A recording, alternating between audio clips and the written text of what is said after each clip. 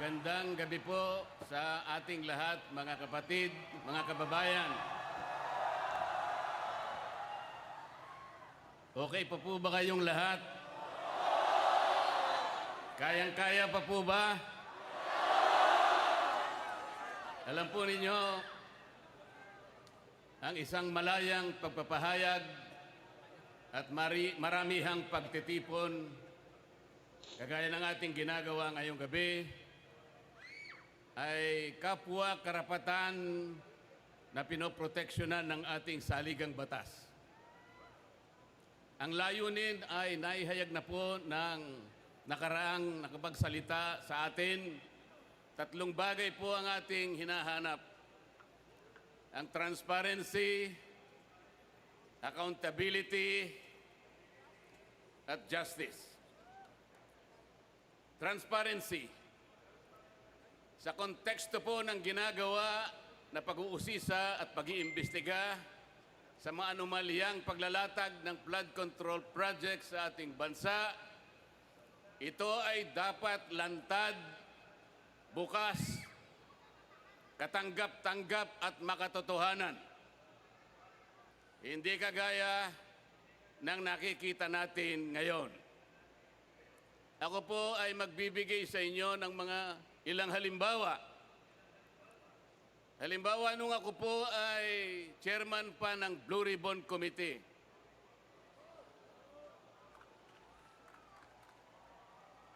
Ipinasya ko po na gamitin natin yung batas na nauukol sa Witness Protection Program dahil po napakahirap talagang magturo, maglantad, tumukoy, lalong-lalo na yung mga mastermind ng kawalang hiyaang ito. Meron pong nagkusa, kahit alam nilang mahirap at magsasakripisyo sila, sapagkat manganganib ang kanilang buhay, pati na ang kanilang pamilya. Ang tinutukoy ko po ay ang mag-asawang Diskaya. Para sa ganon ay makatulong sila sa Estado na hanapin natin kung sino yung utak, kung sino ang mastermind. Hindi pa po nakapagsisimula ang proseso, ay pinagsikapan na po na sila ay pigilan. Dahil sa umpisa pa lamang ng kanilang sworn statement, natukoy na nila initially 17 members of the House of Representatives. Kaagad sinabi na noon ay Secretary ng Department of Justice, Boying Remulla, na bago maproseso ang aplikasyon ng mga Diskaya upang baka sakaling sila ay maging testigo ng Estado, kailangan muna silang magsoli ng inaakala niyang nakulimbat nila. Ang sabi ko po sa kanya, hindi naman po pwedeng sa aplikasyon pa lang, sa pagpoproseso pa lang, ay bibigyan mo na sila ng isang requirement na kailanman ay hindi nakasulat sa ilalim ng batas. Ngunit, pinilit po niya. Ang sabi ko pa sa kanya, ang korte lamang ang magsasabi kung magkano ang isusuli ng isang tao pagkatapos ng paglilitis. Sapagkat ang korte rin naman ang magtatakda kung yung nag-a-apply sa Witness Protection Program ay a-approbin ng korte. Ang mag-a-approve po ay korte, hindi po ang Department of Justice. Ngunit dahil ayaw po nila, natatakot sila na baka sakaling magsalita pa ang mga Diskaya hanggang ngayon ay hindi nila pinapayagang ang proseso para sila ay makapag-apply. Isa ito sa paraan para sa ganon ay hindi matupad ang transparency. Mamaya po'y paliliwanag ko pa lalo ang bahagi na yan. Ang isa pa po na testigo na inaakala ko na pinakatotoo the most credible witness ever produced by the Blue Ribbon Committee, Orly Gutesa. Siya lamang po ang tumukoy at kumonekta sa pagitan ni Saldico at ang dating Speaker, Martin Romualdez. Wala na pong iba. Wala na pong iba. Natakot silang lahat sapagkat totoo ang sinasabi ni Orly Gutesa. Ano po ang ginawa nila? Ang pinagtuunan po nila ay hindi umano na peking notaryo. Paano po mapepeke ang notaryo? Tayo pong lahat, saksi sa umiiral na mga pangyayari sa pagnonotaryo. Pumunta kayo sa malapit na City Hall, makikita nyo ang nakalinyang mga notary publics. Meron po bang nagpapanotaryo sa inyo na bago siya umalis, ay babalikan niya kung sino man niyang notaryo at itatanong niya, Sir, Madam, pasensya na po, ngunit gusto ko lang matiyak kung kayo po talaga ang pumirma sa dokumentong ito. Meron po bang gumagawa noon? Yun po ang kanilang ginagamit na dahilan para ilihis. Para sa ganon makaiwas sa tunoy na tinutumbok ng kanyang mga testimony. Ganito po ang ginagawa nila para sa ganon ay sagkaan ang transparency. Mamaya po ipaliliwanag ko pa ang pangyayaring ito. Pagkatapos ginawa po ang tinatawag na ICI. Ito po yung Independent Commission on Infrastructure. Tinatanong ko po paano naging independent ang ginawa nilang ito samantalang sila po ay humihingi ng tulong sa House of Representatives, humihingi ng impormasyon sa Senado, humihingi ng impormasyon sa Sandigang Bayan, sa mga korte at sa lahat ng mga opisina ng ating pamahalaan. Hindi siya independent. At hindi pinakikita yung kanilang proceedings. Mga ilang linggo nang nakararaan, nagsubmit ng affidavit ang dating Speaker ng House of Representatives. Meron po bang nakaalam sa inyo ng pangyayaring ito? Iniulat ba nila sa atin kung anong nilalaman ng affidavit ni Martin Romualdez? Wala po. Hindi po. Talagang gusto tayo ay hindi natin makita ang katotohanan. Ililihis, isisinsay ang katotohanan. Papayag po ba kayo sa ganitong patakaran? Mga kababayan, ang sinusuri, ang iniimbestiga na bilang ng mga flood control projects ay hindi bababa sa 9,000. Sa ngayon po, ang sabi po nila ay nakapagpalitaw na sila ng 500 ghost projects. Hindi ko po alam kung paano nangyari ito. Ang Department of Public Works and Highways gumagamit ng sari-saring applications.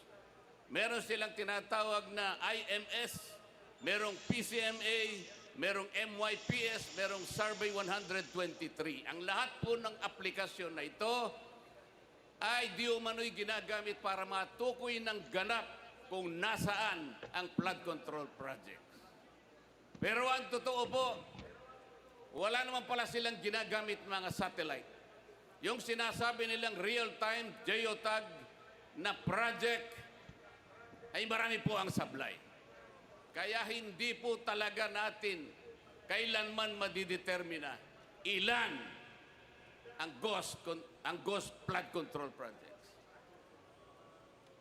Meron pa silang tinatawag na quality assurance units. Ito pong opisinang ito ang nakasentro sa pagtingin sa kalidad, sa pagkakagawa ng mga flood control projects. Ito ay mula sa kanilang central office, meron silang satellite office sa kanilang mga regional offices at ganun din sa mga district offices. Meron pa silang tinatawag na CPS. Ito po ay yung sistema para sukatin ang competence, ang kakayahan, ang kalidad ng mga contractors na gagamitin. Kung lahat ng pamamaraan na ito, kung lahat ng sistemang ito ay kanilang sinunod, kailanman ay hindi magkakaroon ng ghost projects. Anong ibig sabihin po nito? Hindi po nila sinunod ang mga tuntunin. Nagbulag-bulagan sila sa mga tuntunin. Sapagkat ang pinag-uusapan natin ngayon, mga kababayan, ay halos 1 trilyon piso na nakulimbat sa kaban ng bayan. Ito na po siguro ang pinakamalaking pagnanakaw sa kasaysayan ng Republika ng Pilipinas. Tama po ang mga sinabi ng naunang nagsalita sa atin. Kailangan po natin talaga ang transparency. Kailangan po natin talaga ang accountability. Kung walang transparency, hindi natin makikita, hindi malalantad sa ating lahat. Kung sino ang utak, kung sinong pinuno, kung sinong nag-isip ng lahat ng bagay nito. At kung hindi sila magiging accountable kahit kailan, ay hindi magkakaroon ng hustisya sa ating bansa.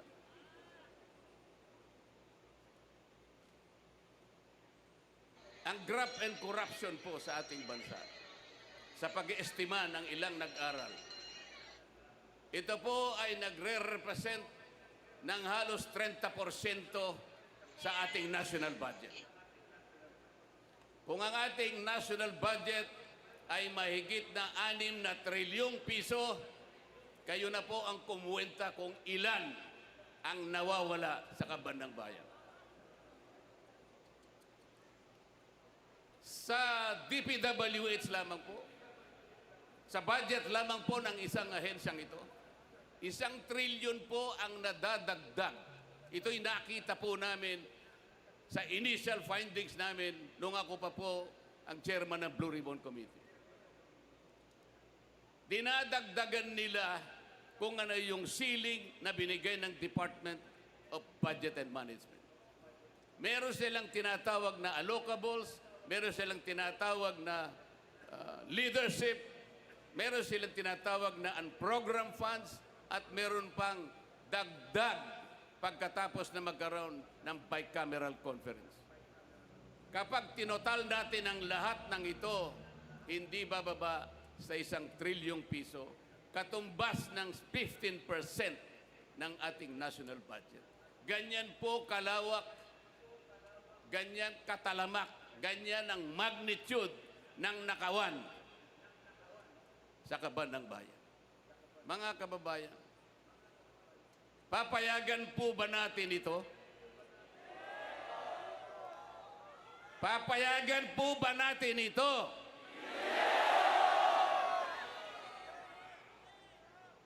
Ano po ang nangyari dahil ganito nga ang naging resulta ng mga pangyayari? Alam po ba ninyo kung magkano ngayon ang outstanding debt, ang pagkakautang ng ating bansa? Alam po ninyo kung gaano ang halaga ngayon na utang ng ating bansa? 17 trillion pesos. Katumbas po yan ng 63% debt to GDP ratio. Ano po ang ibig sabihin niyan? Masyadong mataas po yung bahagdan, yung ratio ng ating pagkakautang sa ating national na pangkabuhayan. Ang ibig sabihin po niyan, pagka mataas ang ratio, nag-aatubili, nagkakaroon ng pag-aagam-agam, natatakot ang mamumuhunan sa ating bansa. Baka hindi tayo makabayad sapagkat masyadong mataas ang ratio. Pati po yung mga nagpapautang na pandaigdigan. Nagmamasid na lang sila. Tinitingnan kung tayo makakabangon o hindi. Yan ang magiging kalagayan ng ating bansa sapagkat mawawalan na sila at nawalan na sila ng kumpiyansa sa ating kakayahan na bumangong muli. Ang ibig pang sabihin yan, kung 63% ang ratio ng ating pagkakautang sa ating pangkalahatang kabuhayan, 63% ng ating kabuhayan ay nakalaan lamang sa pagbabayad ng ating utang. Ilan po ang matitira? 37% na lang ang gagamitin na panustos sa pangangailangan ng bawat isang mamamayan. Papayagan po ba natin ito? Alam po ninyo, mga kababayan, hindi lamang po tayo ang nakakakita nito. Ang mga kapitan ng mga industriya sa ating bansa, ang Philippine Chamber of Commerce and Industry, ang Federation of Philippine Industries, Management Association of the Philippines, European Chamber of Commerce of the Philippines, mga kinikilalang organisasyon ng pangangalakal at pagninegosyo sa ating bansa. Sila man ay natatakot, sila man ay nangangamba, nag-aatubili kung mamumuhunan pa. Ito ngayon ang kinasadlakan ng ating bansa. Yung pong namumuhunan na nanggagaling sa iba't ibang bansa o ang tinatawag nilang foreign direct investments, ito po ay napakamabisang asset na nagagamit natin para palakihin, para pasiglahin ang ating ekonomiya. Alam po ba ninyo kung anong nangyari? 40% ng dumarating na investment sa ating bansa ay bumagsak. 40% na mahigit po. Ang sabi pa nila, at nabanggit na po kanina, ang ating stock market is the worst performing stock market in this region. Ang ating pera, ang ating piso na ngayon ay halos 60 pesos per $1. It is the worst performing currency in the region. Ang nangyari dyan at naging resulta po, kaya naging mababa pati productivity ng ating agriculture.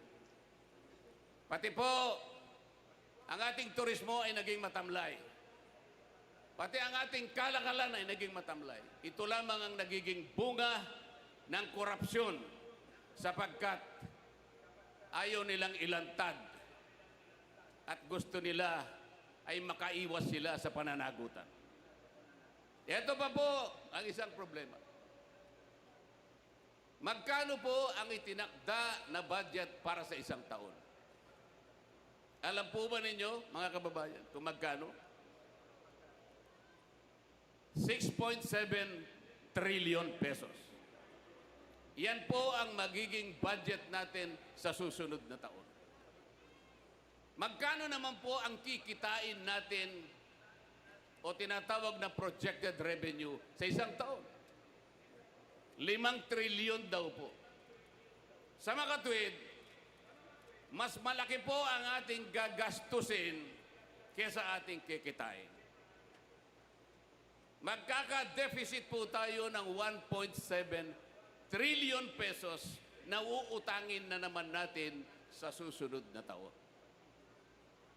Ano po ang ibig sabihin nito?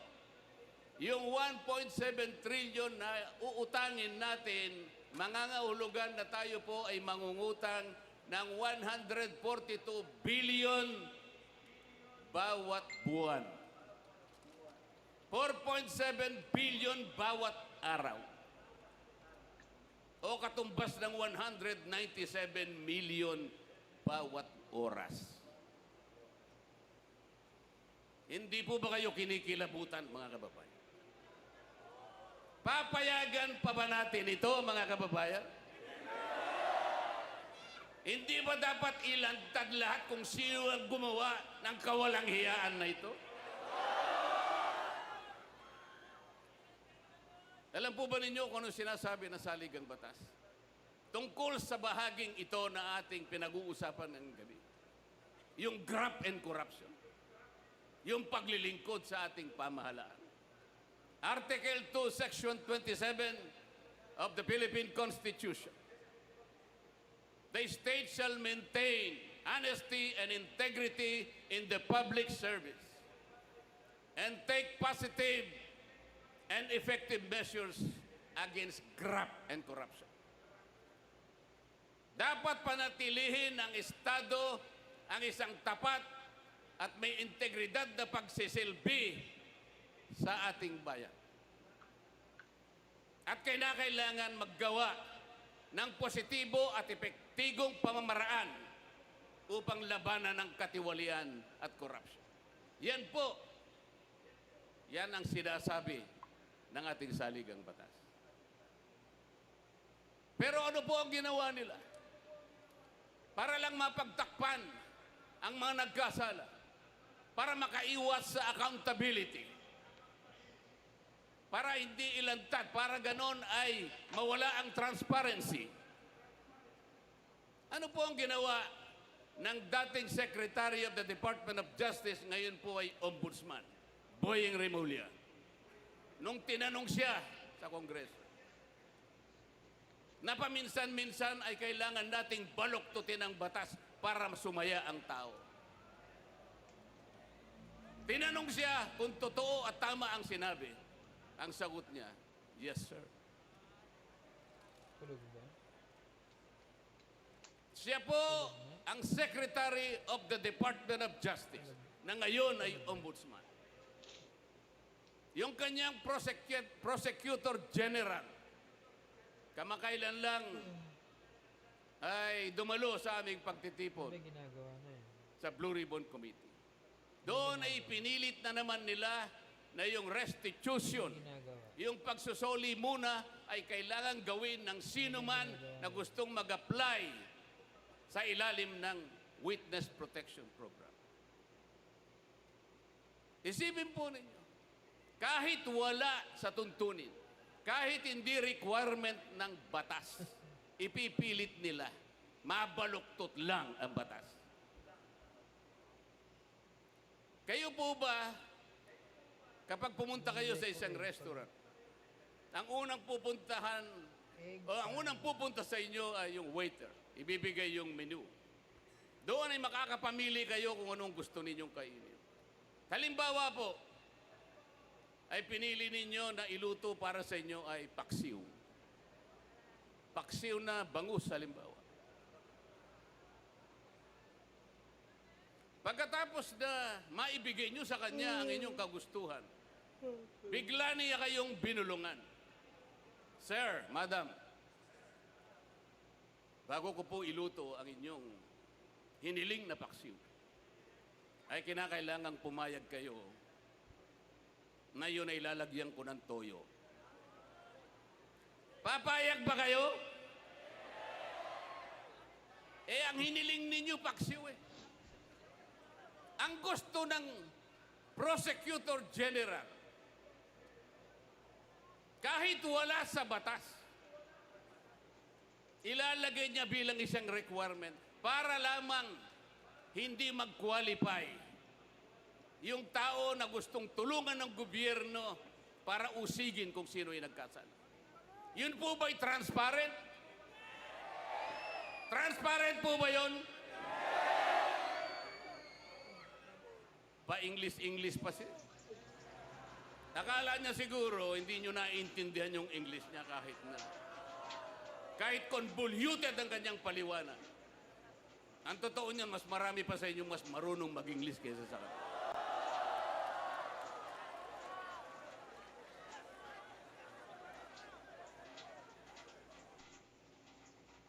Lumabas ang video ni Saldico.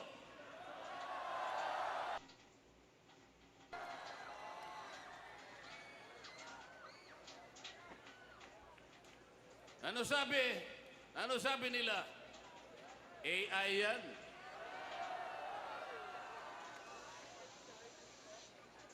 Ano? Sasagkain na naman nila yung transparency. Palalabuin na naman nila. Para sa ganon, yung accountability ay hindi natin may pipilit. AI ba yun? Yung AI walang anino eh. Nakikita ko yung anino ni Saldico.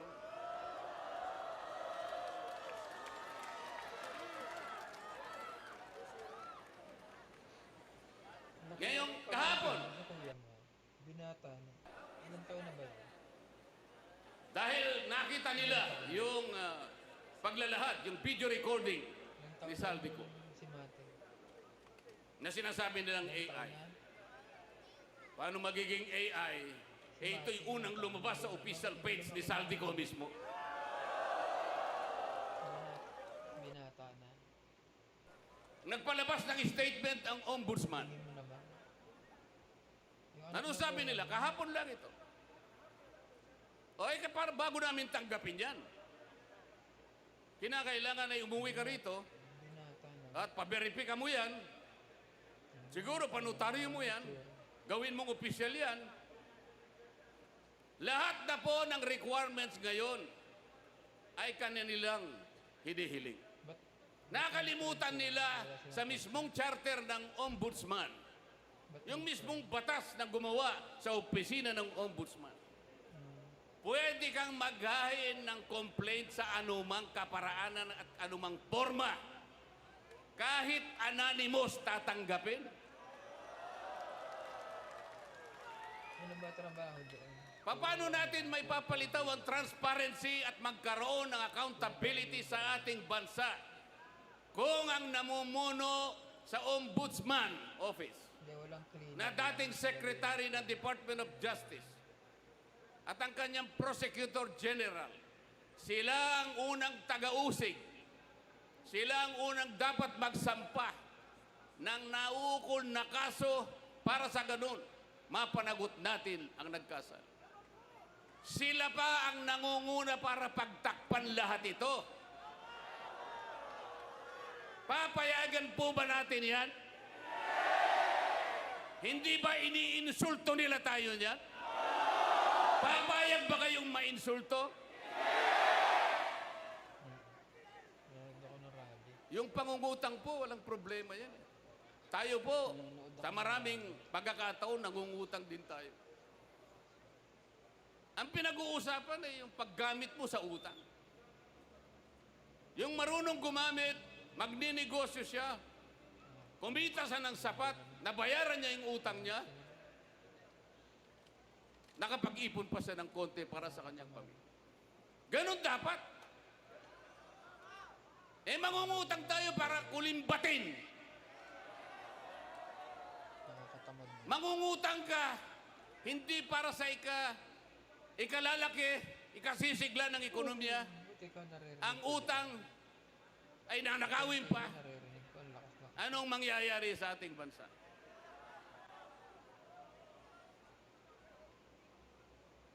Mga kababayan, naalala ko po si Isaac sa panahon ng bayang Israel. Anong oras na? Noong panahon ni Isaac, ang daming nainggit sa kanya. Gumagawa siya ng mga balon. Naguhukay ng mga balon. Yung mga kalaban niya, mga Pilisteo, inggit na inggit sa kanya sapagkat Ginagawa na yun. nakatutulong siya sa mga komunidad. Lahat ng mga balon na kanyang hinuhukay, tinatapunan nila ng dumi. Pero hindi na bagabag si Isaac. Hindi siya tumigil. Alam niya ang kanyang misyon. Alam niya ang kanyang pupuntahan. Marami sa atin ang kagaya ni Isaac, mga kababayan. Si Isaac hindi niya na pinatos ang mga duming ipinupukol sa kanya. Ang mga duming itinatapon sa mga balon na kanyang ginagawa. Ayaw niya nang pansinin. Katulad kanina na sinabi ng isang nagsalita sa ating harapan. Pati pala itong ginagawa natin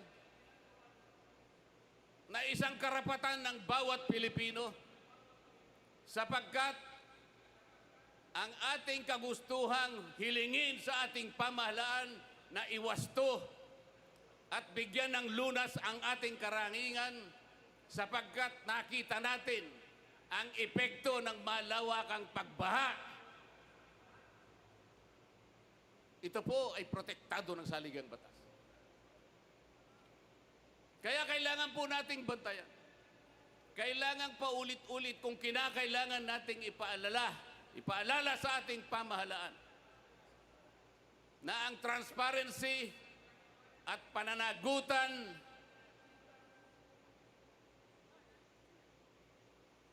ay ito lamang ang tanging dahilan para tayo'y magkamit ng katarungan. At ang katarungang ito ay isang magdadala ng biyaya ng demokrasya na ating pagsasaluhan bilang isang bansa. Salamat po sa inyong pagkakaisa. Salamat po sa inyong pakikiisa sa ating pamamahala. Mabuhay po tayong lahat. Maraming salamat po.